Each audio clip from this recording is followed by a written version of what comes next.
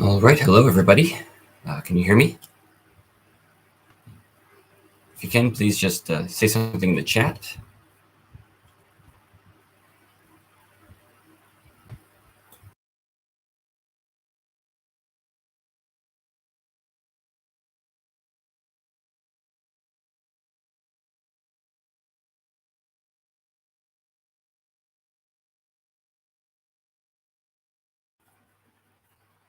Hello, can you hear me?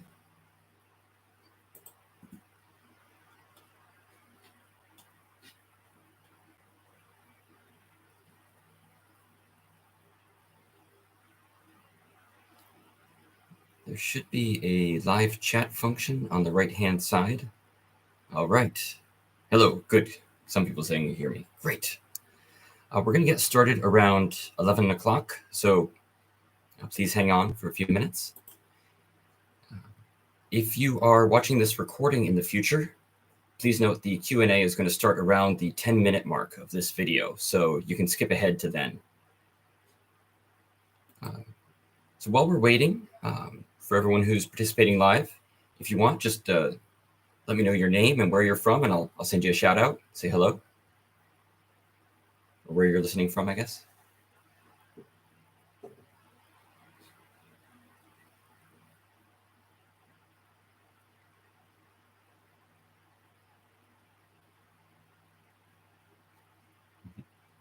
Everybody's a little shy, I guess. That's no problem. If you don't want to say anything right now, you can just hang on, and we'll start here in about 8 minutes. All right, awesome. We've got one person listening from New York City. Thanks, Chris. And thank you. One person said, passed the first screening following the tips from the website. That's awesome. Congratulations. I've heard this year was really competitive, so it's really difficult in a lot of different countries. So great job passing. All right, we got Luak listening from Costa Rica. Hello, Luak.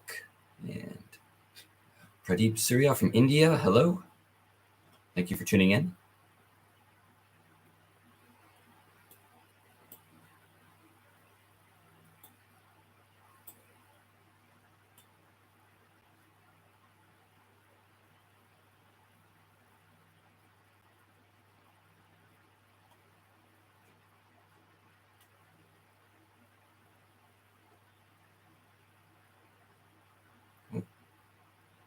Alamin from Nigeria. Hello. Welcome. Thank you for tuning in.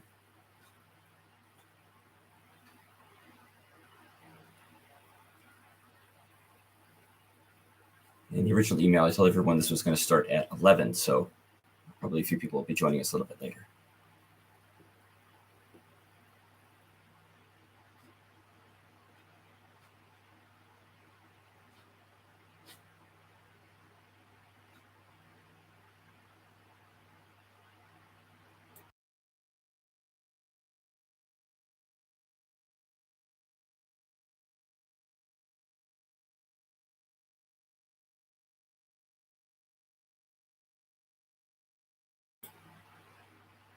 Okay, also we've got Elvina or Elvina, sorry if I'm mispronouncing that, tuning in from the Solomon Islands. Welcome.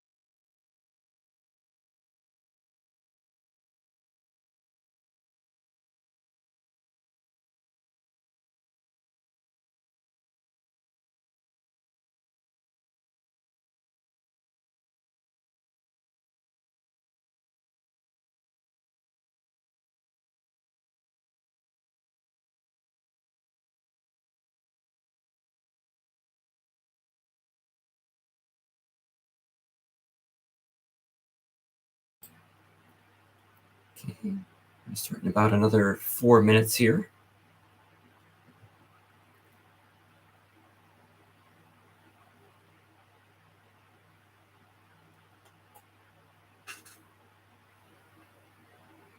All right. Getting some good comments.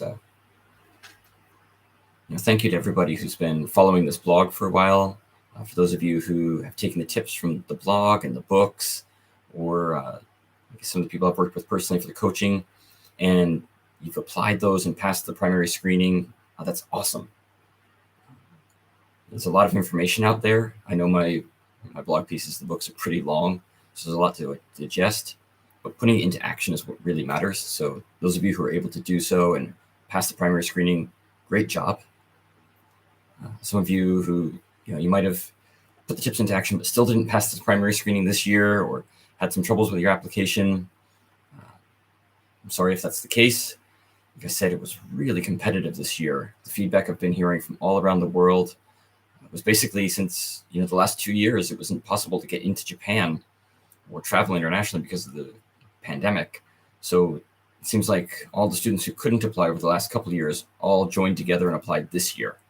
So super competitive. So congratulations really to those of you who passed. And if you didn't this year, well, you were probably applying at the hardest time in history. So I encourage you to please give it another shot.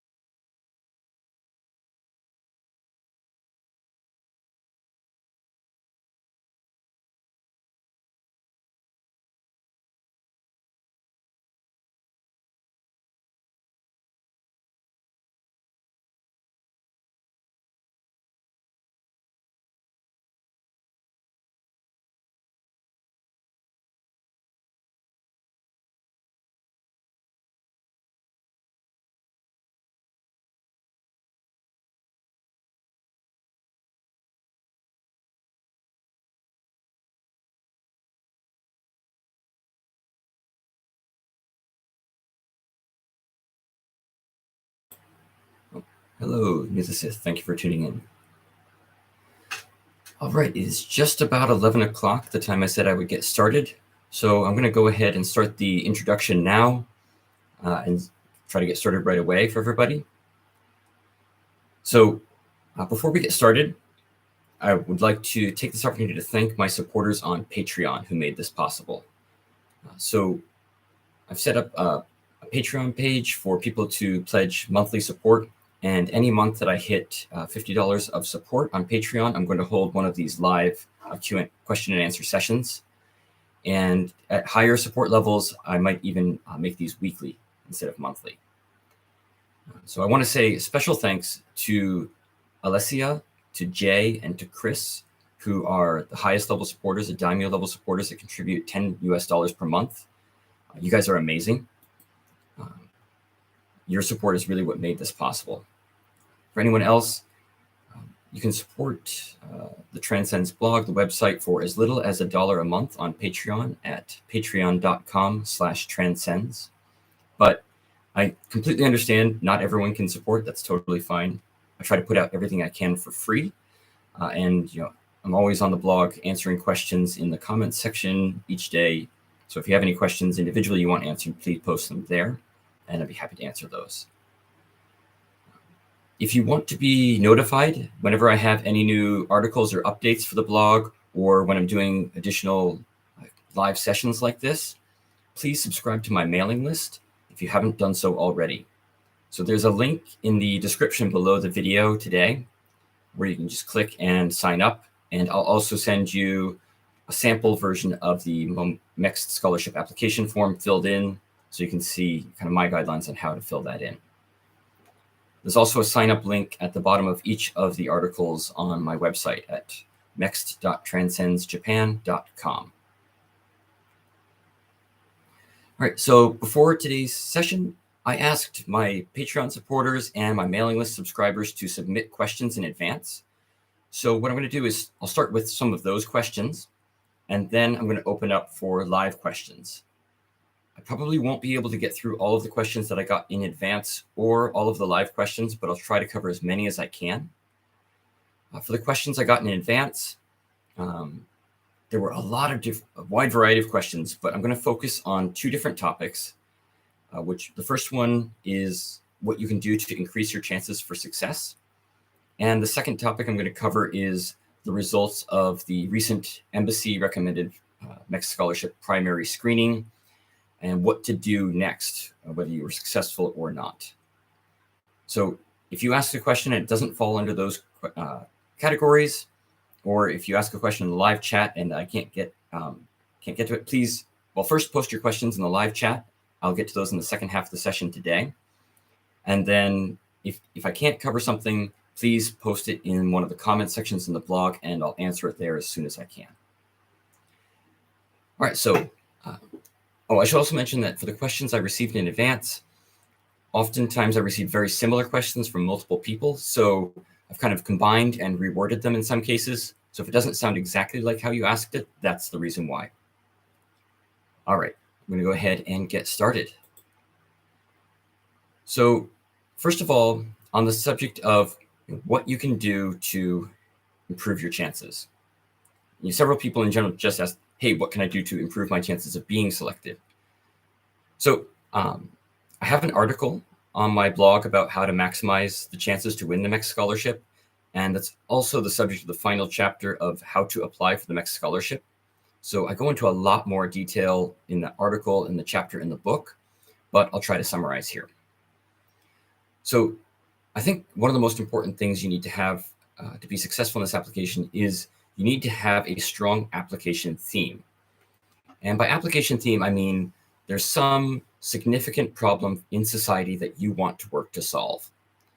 So one example could be, you want to work towards world peace, or maybe you want to contribute to healthy aging.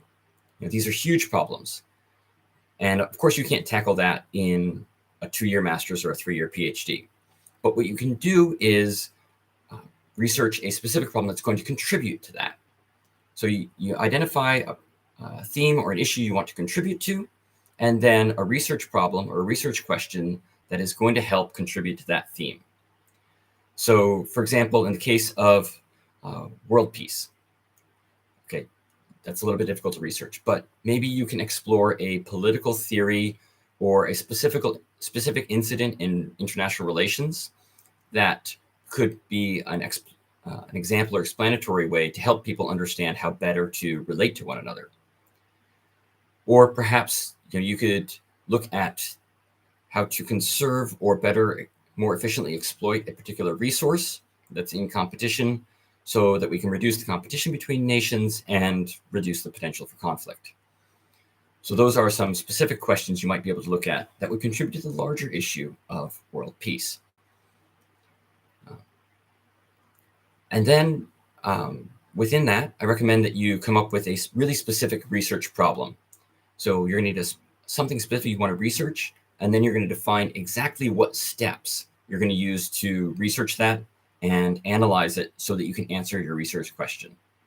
So you want to have the strong global impact, a very clearly defined research question that's going to contribute to that, and then a research proposal that shows exactly how you're going to answer that question. So that is kind of my theme for how to really increase your chances, primarily through the Field of Study and Research Program plan. So somewhat related to that question, someone asked me, what is the benefit to the Japanese government for offering this scholarship? And I think understanding that is very important to understanding how to maximize your chances as well, because this isn't just about you. You want to create a research proposal and your approach in your interview, etc., to appeal to the Japanese government, to show that your interests and their interests are related, so that selecting you for the scholarship is going to help them. So what does the Japanese government want out of this? Well, the Japanese government essentially wants to attract future leaders from around the world to Japan and build a connection with them, or a sense of gratitude, a sense of connection, a sense of appreciation for Japan in these future leaders, so that you go back to your home countries or sometimes stay in Japan, work for an international cause. But within that context, you continue to develop in your field, advance in your field, but you have this positive relationship with Japan, so that 10 years from now, 20 years from now, maybe you are a leading professor at a university in your home country, or maybe you're a leader in politics or civil service, a leader in industry, but you've got strong connections to Japan. That is going to benefit Japan in the long term, both in terms of soft power, international relations, and economically. So that is what they're looking to do. They're looking to cultivate future leaders who are going to have a positive feeling towards Japan, and create a bridge between Japan and your home country. So it's not a need-based scholarship. It is a merit-based scholarship. They're looking for the people who can have the most potential impact in the future. Someone also asked, what's the benefit to me personally for running this TranSenz website and doing this sort of thing? Honestly, the benefit to me initially was that I was the person in charge of handling all the scholarship applications at a university in Japan for 3 years. And I saw a lot of common mistakes. And I saw a lot of applicants who I think could have done really well, but because of some mistakes they made in their application, they basically killed their chances. And I wanted to be able to help those applicants. But as a university staff member there working on this, I couldn't show preference to one applicant over another. I couldn't give advice. I just had to follow the procedures to accept the applications or not. So once I left that position, I wanted to use the knowledge I had there to help applicants, both to help applicants who were almost there but needed a little bit more to just make it over and be successful. And also on the flip side of the coin, to be honest, I saw applicants who had no chance of ever getting this scholarship. Even if they did some major corrections, it was still pretty hopeless. And these were applicants who maybe spent hundreds, sorry, I'm from the US, so I use dollars, hundreds of dollars on a TOEFL test, or a lot of money on couriering their application documents from their home countries to Japan, because back then it wasn't sent by email. We had to send everything by post. And they were spending a ton of money, and it was all for a lost cause. So I wanted them to help them better understand the application process, so that maybe they could learn the reality of their choices without having to spend so much money. So that was my initial motivation. But I've been running this blog now for about a little over 8 years, talking about the MEXT Scholarship. And since then, my motivation has changed. I no longer work directly in that position, but I've realized that there's no one else out there sharing this kind of information, or collecting this information. And so right now, this is something I can do to help that no one else can do right now. And so as long as that's the situation, I want to keep providing the service. I don't want to take this resource away. So that was my motivation. That's not going to help you so much with your application, but someone asked, so I wanted to share that. So another person asked, how important is passion in the application? If two applicants have equally great proposals, would passion play a role in how you choose between them? So first of all, I want to say I've never seen equally great proposals. Okay? There is always one that's better than another, ever. This goes for the MEXT applications. This goes for, I've been involved in interviewing students for admission. I've been involved in job interviews in Japan on the interviewing side. There's never equal applications, okay? Sometimes it's just the way someone presents themselves. Sometimes it's just a slight matter of GPA difference, but there's always going to be a priority. But okay, on the subject of passion, it can go either way. So for me, and for the reviews I've seen, it really comes down to clarity of purpose. So I mentioned earlier having a clear theme for what you want to accomplish and steps that you're going to take to accomplish that. That is most important to me.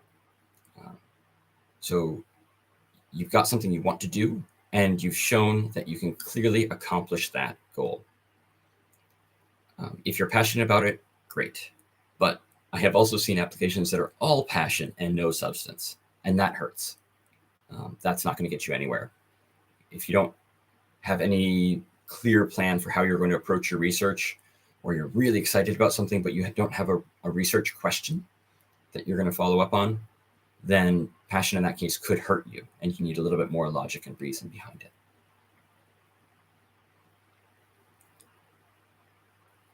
Okay, so I'm going to move on now to talking about the recent Embassy recommended MEXT Scholarship application.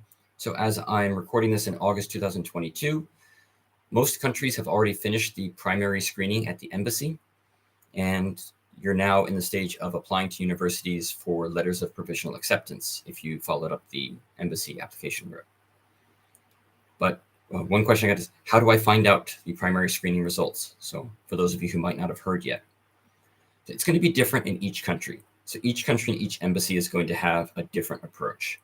I know that some countries will post the list of applicants on their website, either sometimes with the applicant's full name, which I think is a gross violation of personal information, but happens.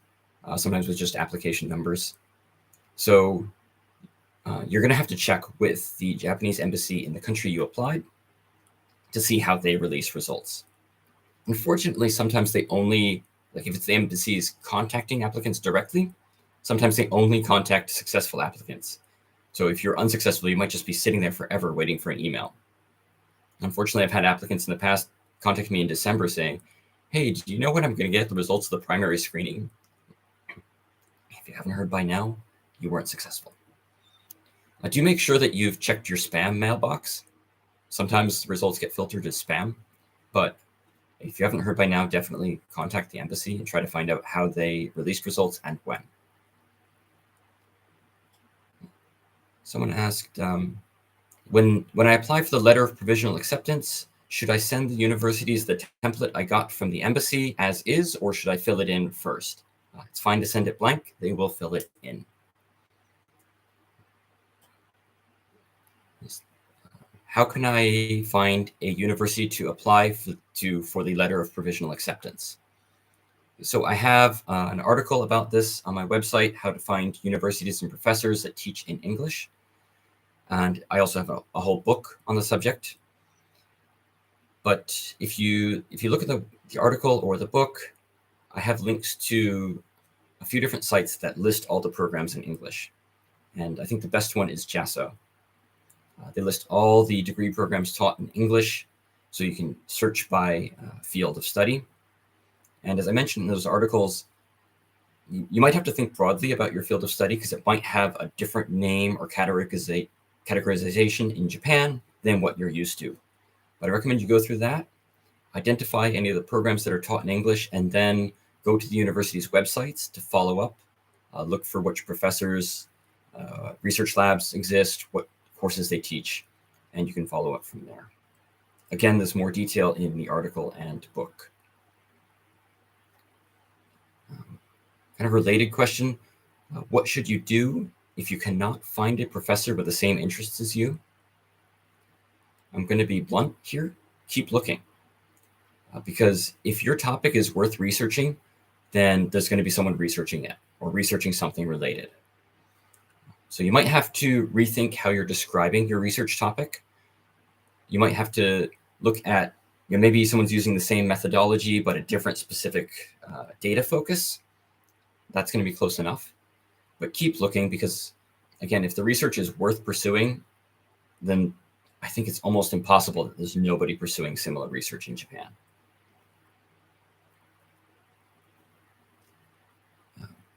next question I had is, if I get letters of provisional acceptance from all three of my choices, am I required to submit all three? Or is there still a chance I can get rejected if I only submit one? If I only submit one letter of acceptance, is it guaranteed I'll end up there? Okay, so first of all, you can only contact 2 universities to apply for LOAs, not 3. So I know you can put 3 in the placement preference form, but you can only contact 2 of them. So please only contact 2. You are required to submit all of the letters of provisional acceptance that you receive now. So please keep that in mind. In the past, that wasn't in the list of requirements. So sometimes applicants would apply to several. Also in the past, there was no limit to the number of universities you could apply to. So you might see old advice saying apply to lots and then only submit the letter of acceptance from the university that you really want to go to. That is old advice. So you are required now to submit all of them. And it's not guaranteed that even if you get a letter of acceptance that you'll be accepted in the secondary screening. It almost never happens that applicants get rejected in the secondary screening, but there's always that chance. Okay, what happens if you don't submit all of the letters of acceptance that you receive? Look, there's a good chance MEXT will never find out. Okay, there's a good chance they're not going to find out. They're not going to punish you. But if they did find out, then your application could be disqualified because you didn't follow the instructions. But I'm going to give you kind of my basic guidance here. And if you ever find yourself in this application process thinking, will MEXT find out if I, then you're probably doing something wrong and you shouldn't do it. You don't want to be stressed out later as like, oh, I passed the application, but what if they discover this and reject me later? You never want to put yourself in that situation. So in general, just try to avoid any situation where you're afraid of being found out. Okay.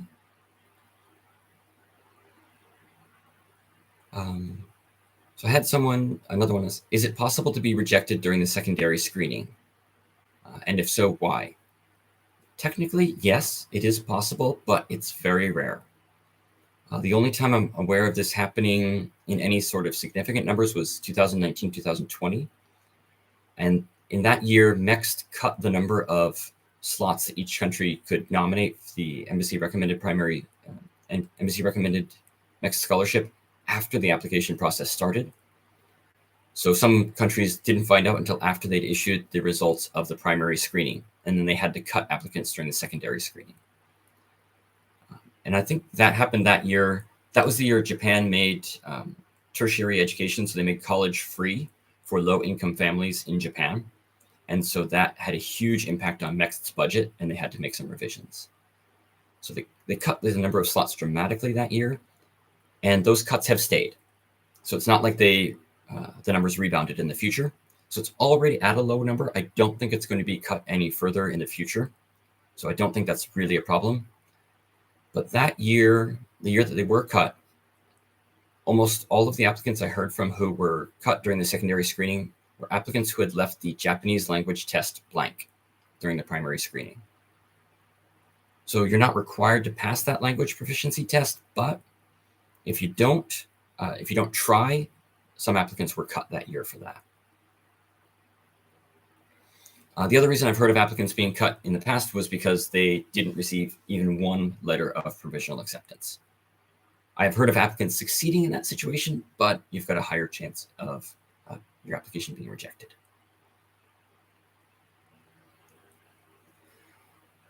Okay, so another question here for applicants who weren't successful during the primary screening.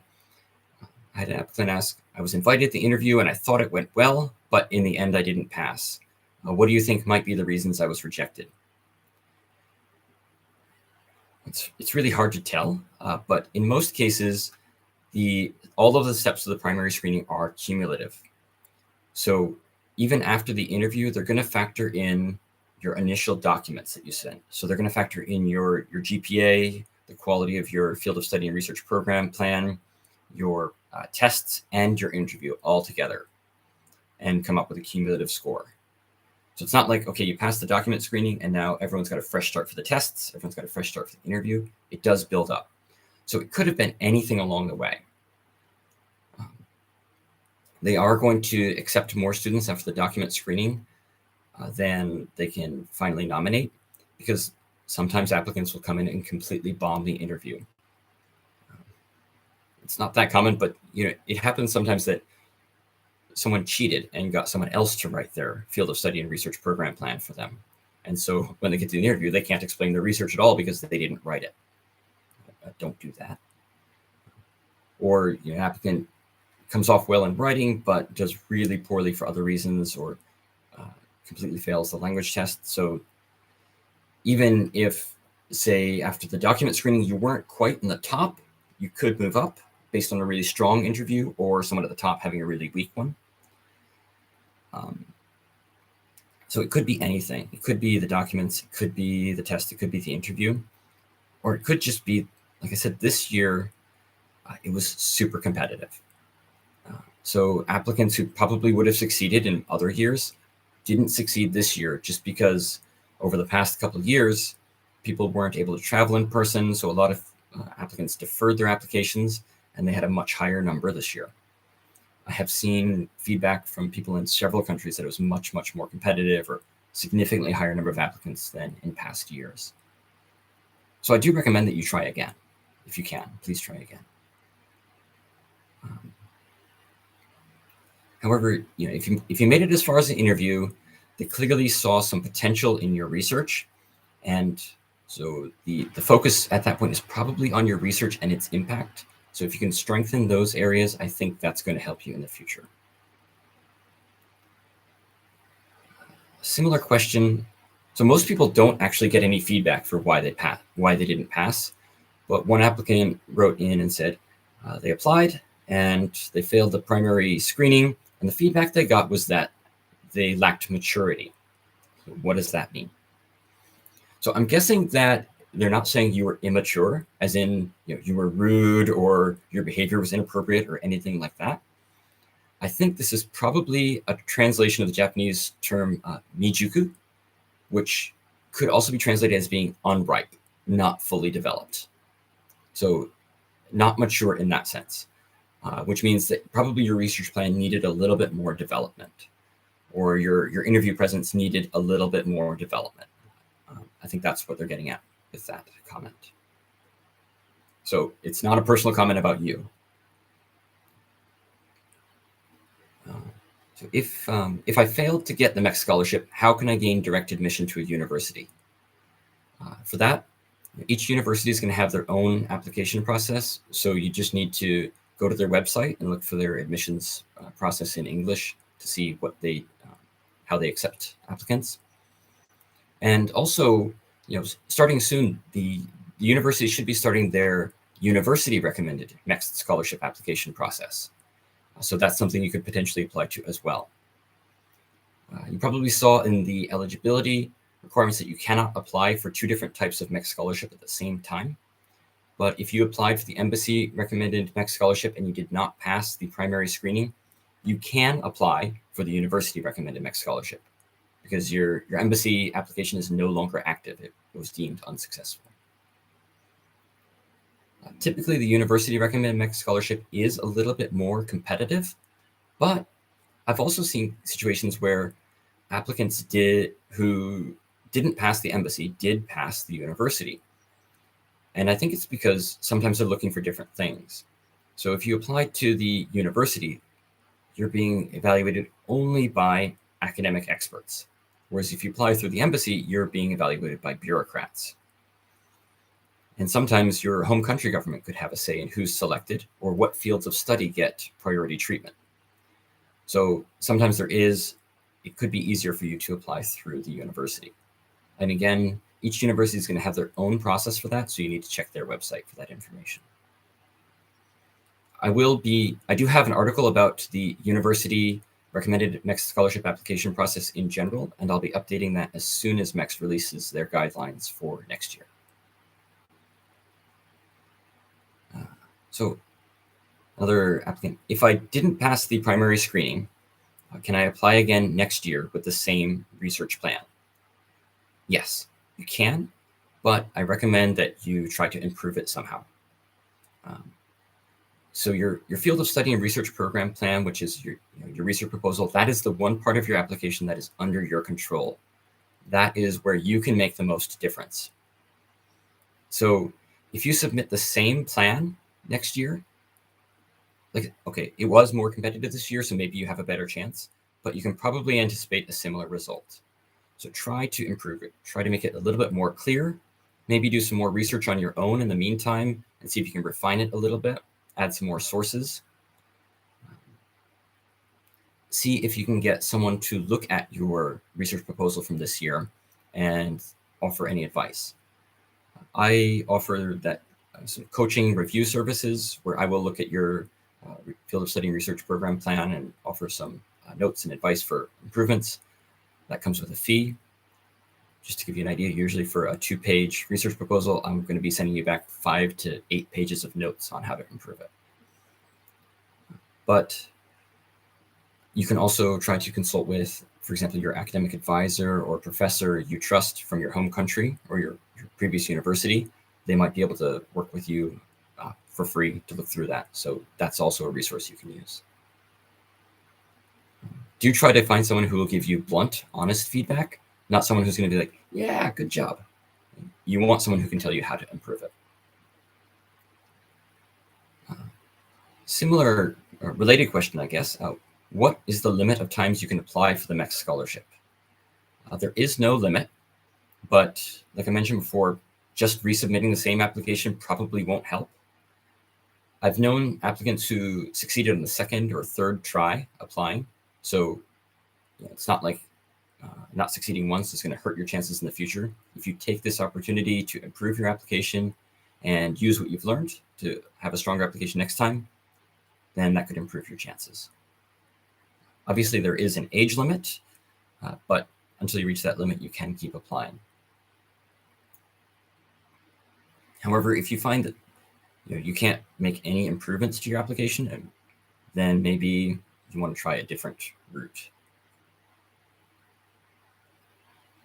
And one last question for the ones I received in advance, and then I see some of you have already started asking questions in the live chat. I'll move over to that in a moment.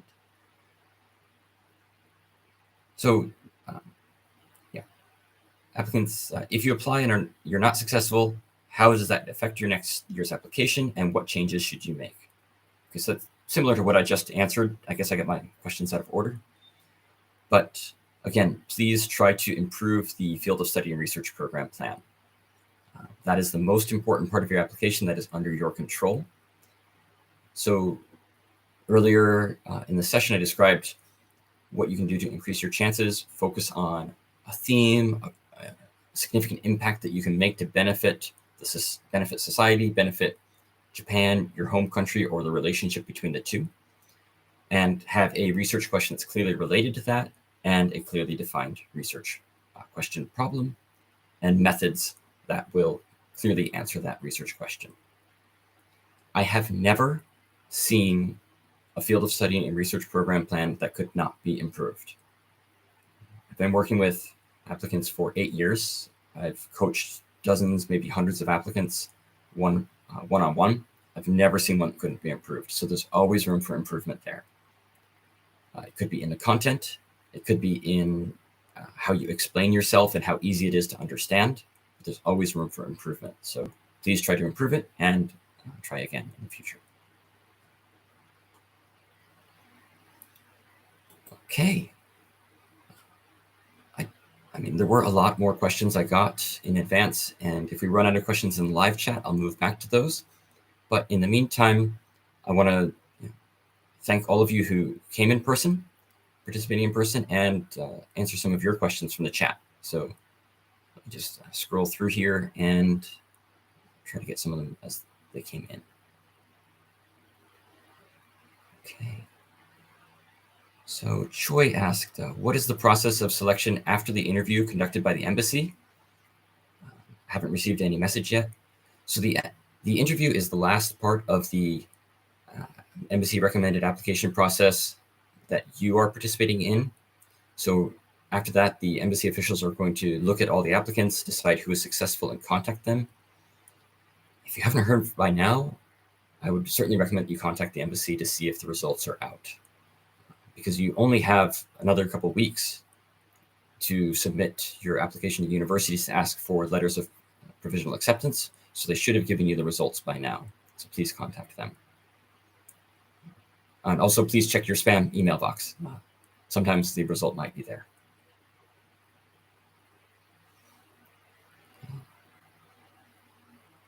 The question, Pradeep asks, finding research professor is very difficult. Do you have any tips? I've already gone through your blog on finding a professor, but I'm not receiving any responses. Okay, so if you've already passed the primary screening and you have the letter of the passing certificate of the primary screening, then usually each university is going to have an official process they want you to go through to apply for letters of provisional acceptance. So sometimes that's going to be contacting the professors directly, but sometimes it's not. So some universities just want you to submit the application to the administrative office and they will distribute it to the professor. In those cases, some of those universities, the professors won't respond to applicants directly because they're not part of the process. So if you're not hearing back from the professor, please check to see what that university's process is. If they say that you are supposed to contact the professor and the professor hasn't responded to you, after a week has passed, I recommend sending a reminder email. Right now, it's August 6th. Usually the end of July is final exam season for the spring semester in Japanese universities. So professors might have been really busy working with final exams over the last couple of weeks and entering grades. And now August through most of September is going to be summer vacation. So they're going to be out of their offices, maybe checking emails a little bit less frequently. So either they're too busy to have gotten back to you right away, or they're not checking emails as frequently. Either way, if a week has passed, I do recommend sending them a reminder email. If you still can't get in touch with them, then check with the administrative office of the graduate school you want to apply to. Sometimes they can help you get in touch.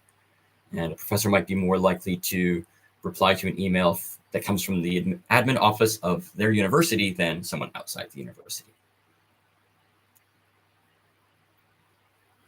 The admin offices should be in the office now. Although I should note that next week, August 13th through 15th, is the Obon holidays in Japan. So sometimes before and after that holiday, even university admin offices are closed, and it might be a little bit slower to get a response during that time. I know you're probably thinking, why on earth does MEXT schedule you to contact the universities at this time when everyone's either super busy or not in the office? I don't know. It seems like a really stupid timing to me too, but it's what we all have to deal with.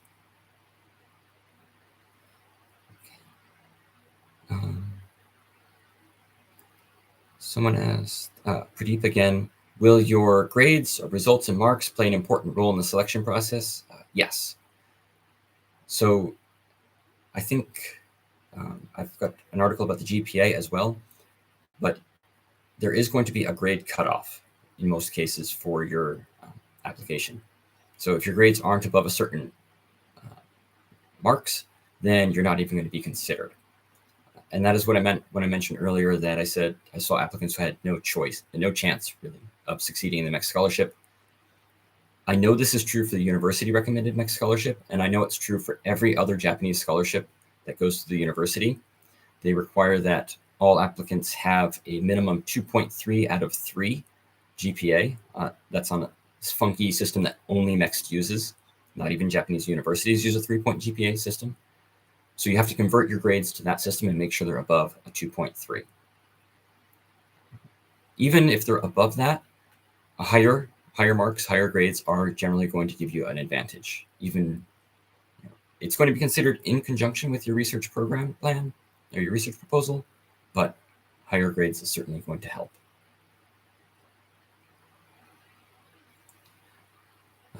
So Catherine asks, what happens after an applicant sends in a letter of provisional acceptance to the embassy? Okay.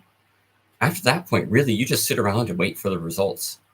The embassy will forward your application and your letters of provisional acceptance to MEXT. MEXT will do the secondary screening. And the secondary screening, usually it's not competitive. It's really a double check to make sure the embassy did all their work right. And some of the things that MEXT is looking for that maybe the embassy can't look for is things like, have you ever been deported from Japan or accused of a crime or arrested for a crime in Japan? If you've got a criminal record in Japan or a record of deportation, you're probably not going to be selected. They'll look to see if your name might be on an international terrorist list.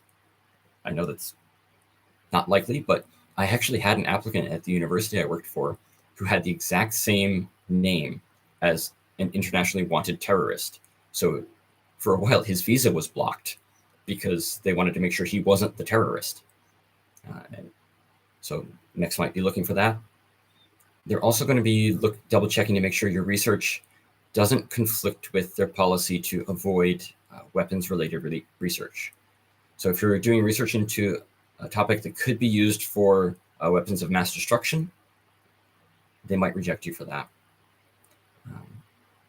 But typically, almost every applicant gets through the secondary screening, and then MEXT will contact the universities on your placement preference form that give you a letter of acceptance and ask them to formally accept you. So usually the secondary screening will end by around the end of October, and MEXT will start contacting universities October to November. You might not hear back from the embassy until about January or February, but sometimes when MEXT contacts the university to ask them to formally accept you, the university might contact you as well to ask you questions like, do you want to take part in the language program for 6 months? They're not supposed to contact you, but if they do, that's usually a good unofficial sign that you've passed the secondary screening and you're probably going to be placed at that university. Let's see. Takao asks, is it okay if I only get one acceptance letter? Yes, that's not a problem. Let's see. Nisa says, I passed the first screening and sent the email to the professors, but there was no response. Should I resend it or contact the international office? Okay. First of all, I would recommend check to see what that university wants you to do. If they want you to contact the professors, keep trying to contact the professors. If the professors don't respond, then contact the international office. But if they want you to contact the international office, or I think some universities like KO ask you to just submit the application to their online system, then make sure you're following their instructions.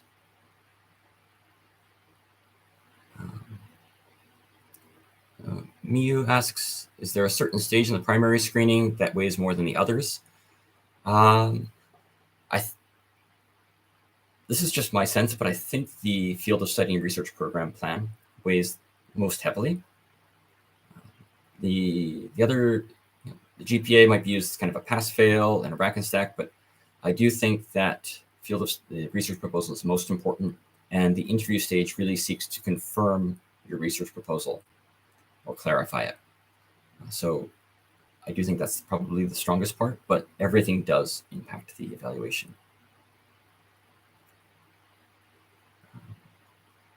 Sumaya asks, so for the research topic, should we use Japan in the topic?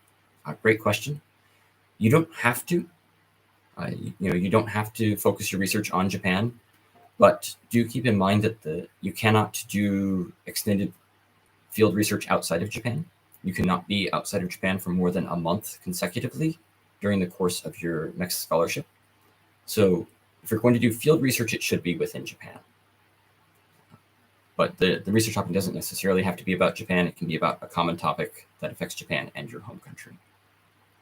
So it could be, for example, completely related to your home country, but in that case, you would have to explain why it's better to do that research in Japan. Maybe Japan has better resources for that research or institutional knowledge that you can use. Chris asks, so far I've only contacted my first choice university about the letter of acceptance. I'm really set on this school. Is it okay to wait for the results before deciding to contact the second or not?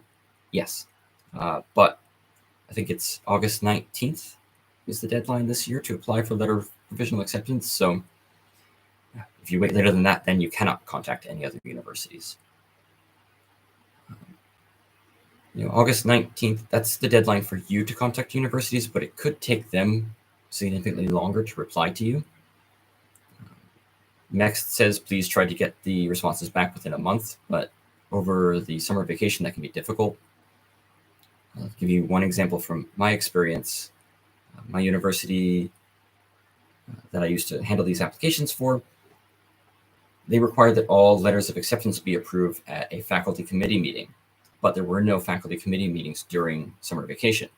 So if you got your application in by the end of July, you could get into that last faculty meeting in July during the spring semester, and you might get your results a week later. But if you submitted it in early August, the next faculty meeting might not be until the end of September, so you wouldn't get the results until October. That was just one university's example, but you can see that there could be some time required. So if you're coming up to that deadline to apply to universities for a letter of acceptance and you haven't heard back from your first choice, then you have to consider whether or not you want to apply to that second one. But up until that deadline, sure, you can wait, no problem.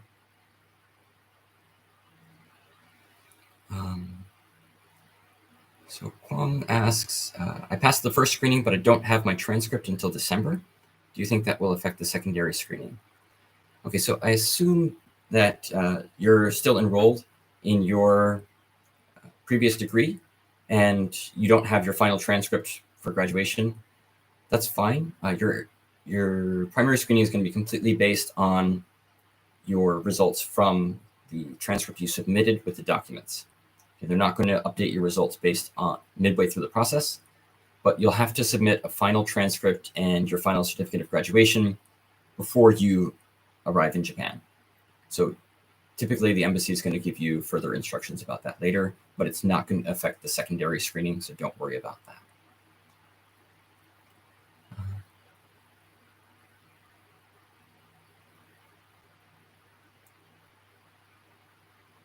Okay, Viet asks, can I pursue my master's program in another graduate school aside from the graduate school for the research topic?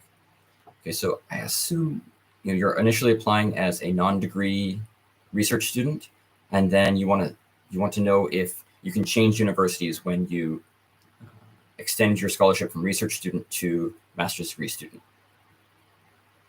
Typically, MEXT expects that you will continue with your master's program at the same university where you start as a research student.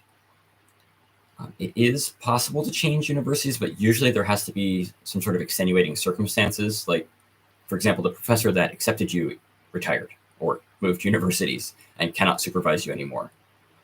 If there's a reason like that why you need to shift universities, or then it is possible to change. I have known applicants who changed universities between being research student and master's student, but in general, they expect you to continue at the same university.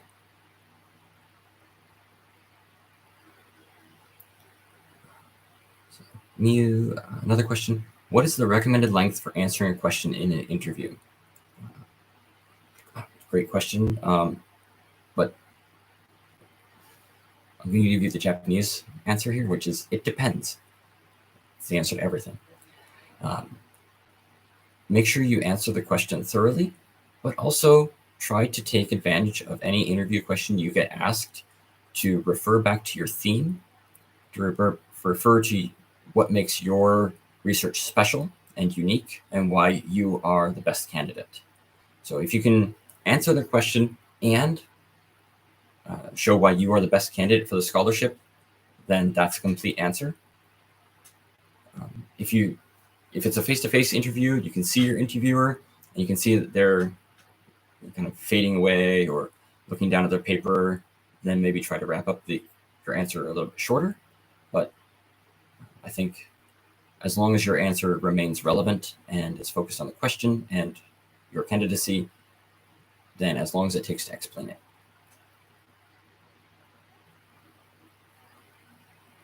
Okay. Catherine asks, sorry, before I get to the music. So how long would you say is too long? 3 minutes? Yeah, 3 minutes is probably a good maximum length. I think it depends on the country, but typically each interview is about 15 minutes. So You want to make sure that they have time to ask all of the questions they want to ask.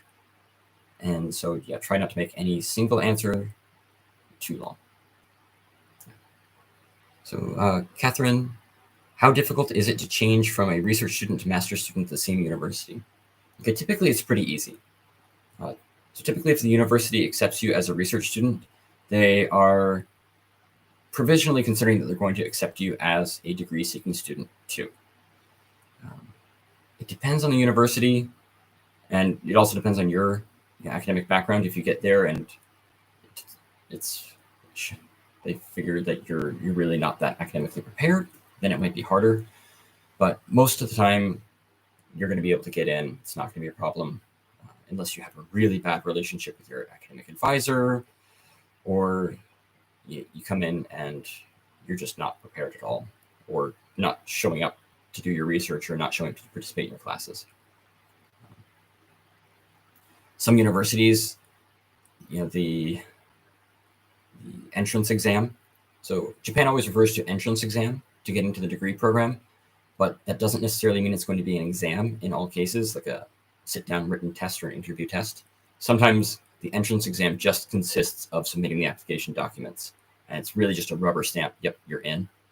But sometimes there are going to be an exam with questions, and if you struggle with that, then you might not be able to extend. I have heard of some applicants. So you have a maximum of 2 years you can spend as a research student if you arrive in April, or a maximum of 3 semesters if you arrive in the fall. I've heard of applicants who had to apply multiple times to get accepted into the master's program because they didn't do well the first time, but almost never heard of anyone who couldn't get in at all at the end of the research program. So it should be relatively easy.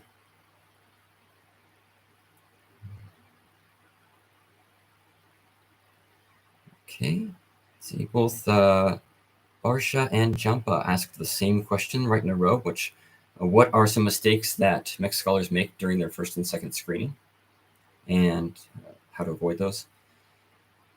Some of the common mistakes I've seen are with the application form, just not filling it in correctly, not answering all of the questions, or ignoring the instructions.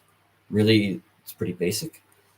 I think the more complex mistakes I've seen there really come with the essay questions. And this is for the MEXT Scholarship for graduate students or undergraduate students. There are different sets of essay questions.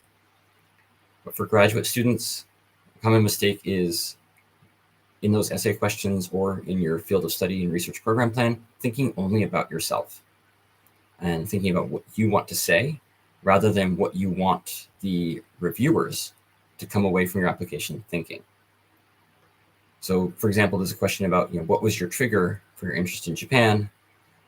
And if you write the same thing that any other applicant can write, you're going to bore the reviewers, and you're not going to use that opportunity to make the most of your application.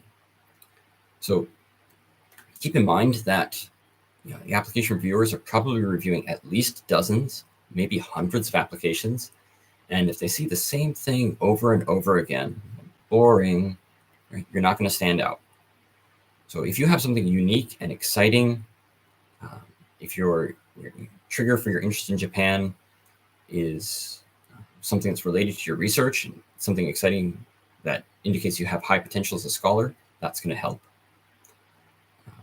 But if it's something like, well, I used to watch a lot of anime as a kid, and so that's why I like Japan, that's probably not the best answer. I've also seen cases, the documents don't meet the requirements. It's a pretty common mistake. So please make sure you just check all of those requirements as well. I guess those are some of the biggest ones. Really not thinking about the reviewer's perspective, not thinking about the impact you want to have on them and how you want them to see your application, and then just careless mistakes with the not following the instructions.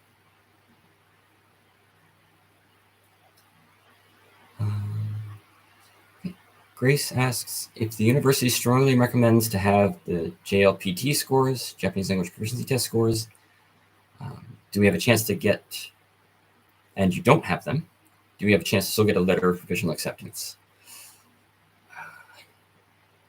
If the university is strongly recommending it, then probably you should consider it mandatory. Especially if you're applying for a program taught in Japanese, the university is going to want to see some sort of objective proof of your Japanese language ability, at least at the JLPT level N2 or higher. So you should certainly have Japanese language proficiency test scores if you're applying for a program taught in Japanese. I know that during the primary screening, you do take a language proficiency test at the embassy, but universities don't know that test. They don't see the results of that test. They don't know how it relates, how your performance on that test relates to JLPT. So they can't really use that as reference. So, for example, at the university I worked at, if a student applied for a program taught in Japanese, but they didn't have JLPT scores, there was no chance we would accept them. No chance we would give them a letter of acceptance.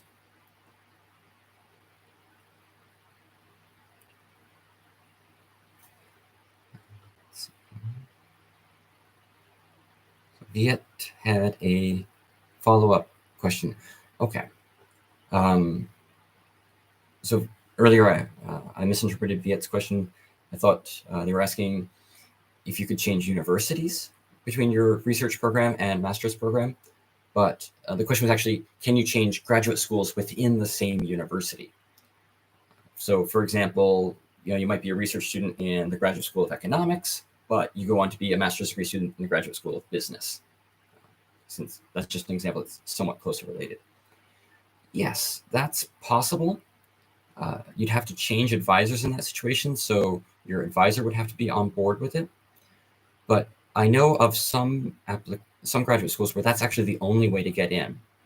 So I think it was University of Tokyo. There was one graduate school there that did not accept research students, only degree-seeking students. So if you wanted to start as a research student, you had to start in a different graduate school and then move on to degree student in that school. So sometimes that's not just possible, but it's mandatory. But in that case, you should really be upfront with your advisor in your research program, as your advisor as a research degree student, that is your plan, and make sure that they understand that and they're okay with that.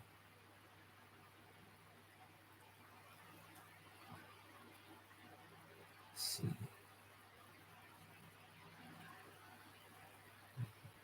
Muse-san, another question about the interview.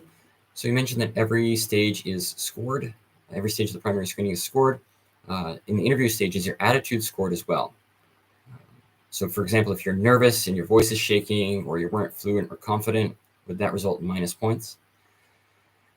I don't know so much that you're going to be penalized for that, but an applicant who's more confident is going to get bonus points for presenting themselves more clearly. They're going to make a stronger impression. So I do think that's going to be a factor. They're going to look at how well you can communicate your idea, and also the way you communicate is going to impact how well they understand your research proposal. But on the other hand, I will say that most applicants think they were a lot more nervous and unconfident than they actually were. And there are some cases where interviewers in Japanese interviews, someone will decide it's their job in the interview to make the applicant uncomfortable, to put them in stress to see how they react. And if that happens, you don't take it personally. They're doing that deliberately, and they're doing it to everybody. So please be aware of that. It's not just you. And again, please don't.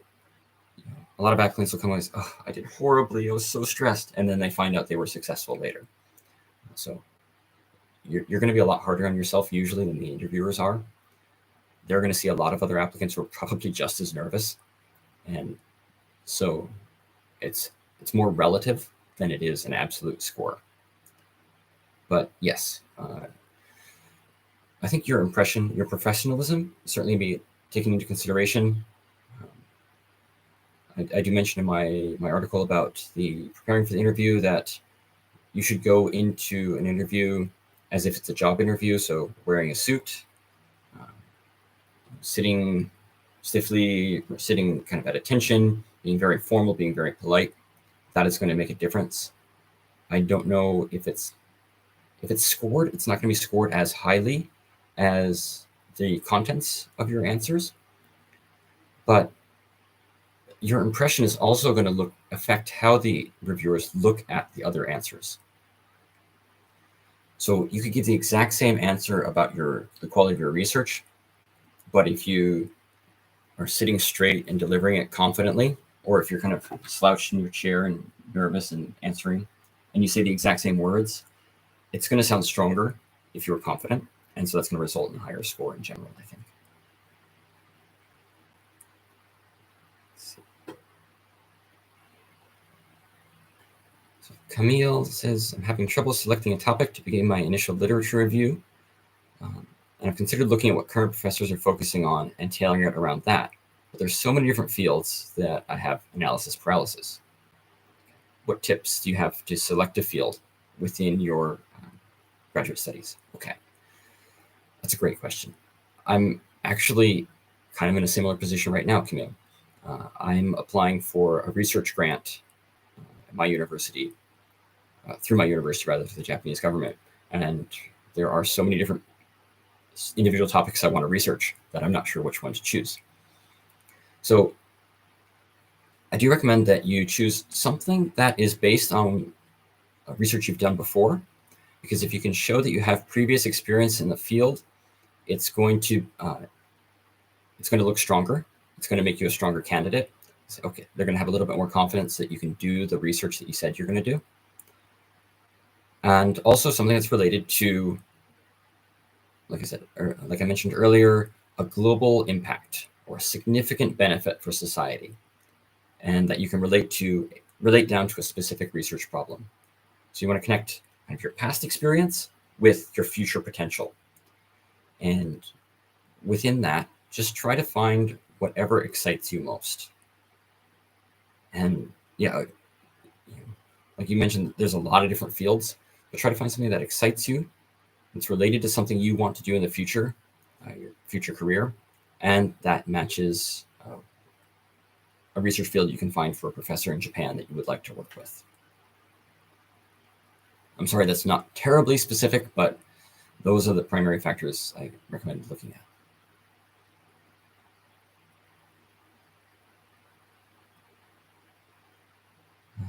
We are running low on time, but let's see. Okay, Sumaya, I think we have, okay, I'll just wrap up with one or two questions here. Sumaya asked, in my books, I mentioned that your field of study should be related to what you have studied in the past, but how closely does it have to be? Could you explain this? And specific example is Sumaya applied for environmental science, but the past field of study was hospitality and tourism management. Okay, so essentially this sort of relates to what I was saying in response to Camille's question, but you want to show that you have some research experience in the field, so that the embassy and the university is confident that you're going to be able to do master's level research in that field.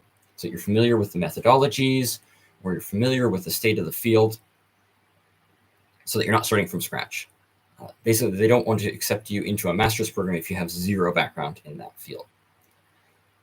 So I don't know, what your specific focus was within hospitality and tourism management, but I know, at least working with my students here, that sustainable tourism is a hugely popular topic lately. And so if you've done some research related to sustainability and tourism, then you can probably easily show how that's related to environmental science, and maybe some research you've done that's similar to that field, and how that kind of got you interested in environmental science as your master's program. So as long as you can make that connection and persuade the reviewers that you have enough background to be able to do the research you're proposing in Japan, then I think it's going to be close enough. And okay, it is noon, so I'm going to bring this to a close. But Miu asked one perfect question to end with, which is, where can I access the recording for the live stream afterwards? So my understanding is this is, as soon as I finish the stream, it's going to stay posted on YouTube as a video that you can go back and watch later. But I'm also going to take that video and cross-post it to my blog, and I'm going to try to put up a transcript as well. I've been doing a voice recording of this as I've been answering the questions, so hopefully I'll be able to put a text transcript together. And as soon as I have that, I'm going to send out that link and information to my mailing list. So if you've registered for the mailing list, I'll let you know as soon as I can. All right, well, thank you so much to everybody who attended live today. I'm sorry I didn't get to every question that was asked either in advance or live, but I hope you found the session useful. If you asked a question and I didn't get to it, please go to the blog at mext.transenzjapan.com. Find the article I've posted there that is most similar to your question. And if you leave your question in the comment section there, I answer every comment that comes in the order it was received. So I'll answer your question there. So thank you again. I hope you all have a wonderful day, and I wish you the best of luck with your application, whether that's a continuing application or one you're going to start in the future. Thank you again.